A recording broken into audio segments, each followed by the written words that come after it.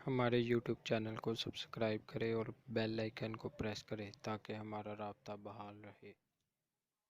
اس کی تین کیفیات ہو سکتی ہیں کیوں اللہ کی طرف سے یہ چیزیں آتی ہیں۔ سب سے پہلی شے ہے، اب وہ جو آیات میں نے سنائی تھی وہ سن لیجئے پہلے ترجمہ۔ سورہ تغابن میں فرمایا ما صاب من مصیبت الا باذن اللہ، دیکھو کوئی مصیبت تم پر نہیں آ سکتی، نہیں آتی مگر اللہ کے اذن سے۔ ومن یؤمن باللہ، اور جو شخص اللہ پر ایمان رکھتا ہو یہدی قلبہ، اللہ اس کے دل کو ہدایت دے دیتا ہے، اس کے دل کو سکون عطا کر دیتا ہے، وہ راضی برضائے رب ہو جاتا ہے، اس میں شکوہ نہیں رہتا، اس میں شکایت نہیں ہوتی، اس میں تلخی نہیں ہوتی، کیوں ہو گیا، کیسے ہو گیا، کیوں ہو گیا، نہیں ہونا چاہیے، نہیں دیتے۔ یہ سارا جو پیچ آدمی کھاتا رہتا ہے نا اندر ہی اندر، وہ جو پیچ کھا رہا ہے یہ سب پیچ سے نجات مل گئی۔ برو کشید سے پیچا کہ ہستمود مرا، چے اقدہا کے مقام رضا کشود مرا۔ یہ پیچ کھانا جو ہے، پیچا کے ہستمود، اس سے اللہ تعالیٰ نے مجھے نجات دے دی ہے مقام رضا کے ذریعے سے۔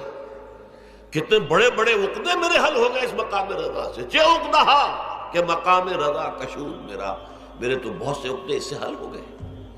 اس حوالے سے ایک موٹی بات تو یہ ہو گئی، لیکن اب اس کو تین حصوں میں تقسیم کیجیے۔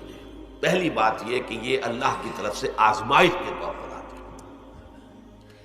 آزمائش، میرا بندہ اس پر صبر کرتا ہے یا نہیں، یا میرے خلاف بکواس کرنے پر آمادہ ہو جاتا ہے۔ اللہ تو ایسا ہے، اللہ نے تو ہم پر کبھی کرم کیا ہی نہیں ہے، اللہ تو ظالم، معاذ اللہ معاذ اللہ معاذ اللہ۔ کہیں ایسا تو نہیں، میرا بندہ جو ہے تکلیف کو جھیلتا ہے میری وجہ سے، یہ سمجھ کے کہ اللہ کی طرف سے آئی۔ یہ سب جو ہے یہ بہت بڑی کامیابی ہے اگر انسان کو حاصل ہو جائے۔ اور اس صبر کے نتیجے میں دو اور باتیں پیدا ہوتی ہیں۔ یہ مضامین علیحدہ علیحدہ دروس کے اندر آتے رہے ہیں، لیکن آج ایک نئے عنوان کے تحت جمع ہو کر آ رہے ہیں۔ پہلی بات یہ ہوتی ہے کہ یہ امتحان کا نتیجہ کیا نکلتا ہے کہ آپ نے ایک امتحان پاس کیا تو آپ کے اگلے درجے میں ترقی ہو جاتی ہے۔ 5ویں کا امتحان پاس کر لیا نا تو 6ٹھی میں جائیں گے، اب 6ٹھی کا امتحان پاس کریں گے تو 7ویں میں جائیں گے، 7ویں کا پاس کریں گے تو 8ویں میں۔ درجہ بدرجہ انسان کی دینی، ایمانی اور روحانی ترقی کا ذریعہ یہ آزمائش میں ہے۔ جتنا اس میں صبر ہوگا، جتنا اس میں تسلیم و رضا جو ہے آپ حاصل کرتے جائیں گے تو آپ کے درجے بلند ہوتے چلے جائیں گے۔ آپ کا امتحان کڑے سے کڑا آئے گا، بڑے سے بڑا آئے گا، مشکل سے مشکل تر آئے گا۔ ایک وقت میں MA کا امتحان بھی آپ کو دینا ہوگا، ایک وقت میں ہو سکتا ہے PhD کے لیے تھیسس آپ لکھیں، پھر اس کے اوپر جو ہے ٹیم بیٹھی ہوئی اور آپ سے وہ بحث کرے، جرا کرے آپ سے، وہ بھی کرنا ہوگا۔ لیکن یہ کہ اگر پرائمری ہی میں فیل ہو گئے تو اس کا سوال ہی پیدا نہیں ہوتا کہ کبھی آپ MA کا یا PhD کا تھیسس بھی لکھیں۔ اور اسی کو دوسرے انداز میں کہا گیا ہے قرآن مجید میں، وَلِيُبْلِيَ الْمُؤْمِنِينَ مِنْهُ بَلَاءً حَسَنًا۔ اصل میں ابلا کہتے ہیں، بلا یبلو جو ہے عربی زبان میں آتا ہے آزمانا۔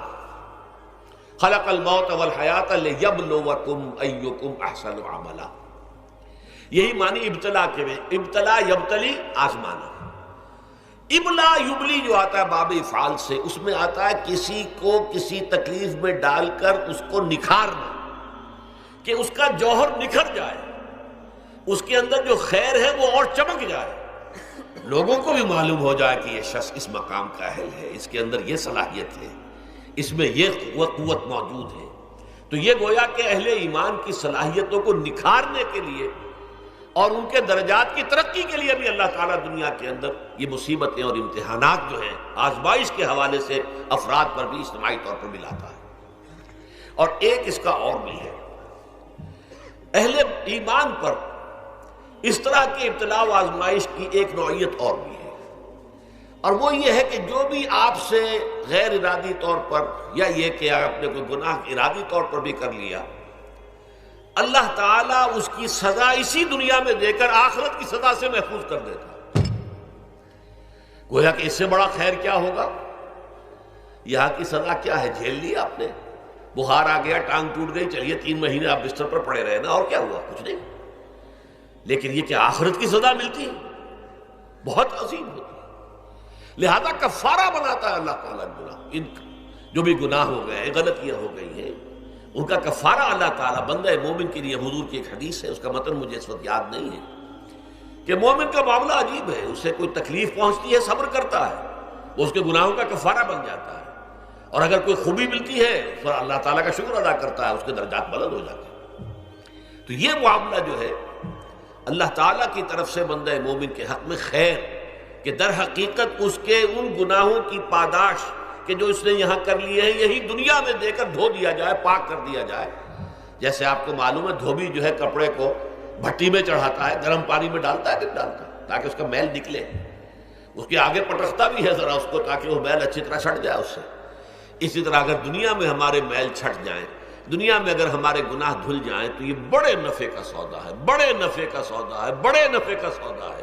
اس اعتبار سے آپ غور کیجئے کہ اگر یہ حقائق ہمارے سامنے رہے تو کیا کوئی تکلیف دنیا کی ہمیں بھاری محسوس ہوگی؟